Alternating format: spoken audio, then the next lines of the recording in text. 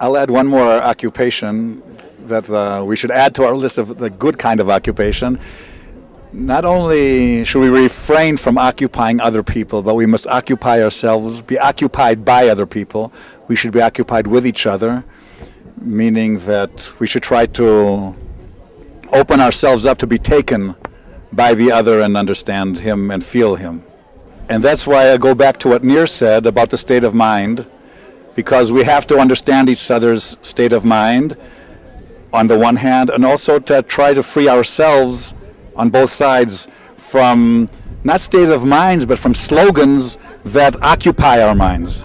For me, what I've learned today from a couple of discussions is that there are some slogans, occupation, we talked about refugee camps, that we Israelis feel have occupied the minds, overly occupied the minds perhaps of our Palestinian brothers.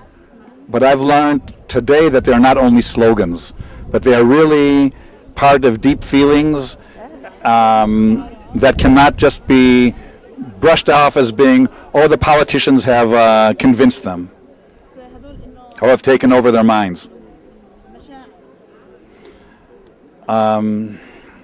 So for me, this is even a bigger challenge because it makes it more difficult really to find the common ground. We take the word occupation. First I said, I am a settler. I think the settlement movement is occupation. I don't necessarily think every settler or even every settlement has to be an occupier in the bad sense of the word, as long as we know that we don't let it limit solutions in the future. But today I learn that occupation is not only settlements. Occupation is the city of Lud, of Lida.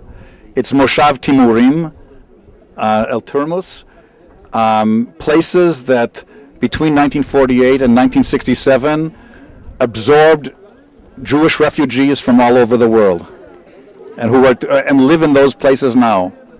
None of those people and the Israeli government from 1948 to 1967 did not want to occupy. Occupation is not a goal of anybody, I hope. Okay, I'm naive on that one, I agree. But there's no question about it that the feeling of occupation that you have about not having Lod, not having Timurim, not having Ashdod, not being able to return, and wanting to preserve the refugee camp, not for political reasons, but because it's part of an identity, means that either we have to go to the utopian vision of Chaim, which says, let everybody return, and Ashdod will become, okay, if I try to translate your utopian thing of everyone living together and fulfilling, well, people have to give up certain dreams, I guess, then. I don't know, I won't speak for you.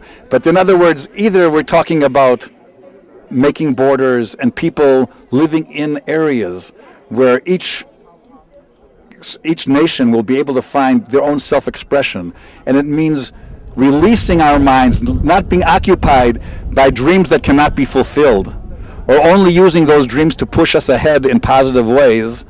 That's one solution. And then it means that if I met someone here who's in charge of groups in Dahisha, if a person from Dahisha cannot feel comfortable moving into Bethlehem because that way they give up their dream to return to Beit Guvrin or Ashdod, then I think that's counterproductive.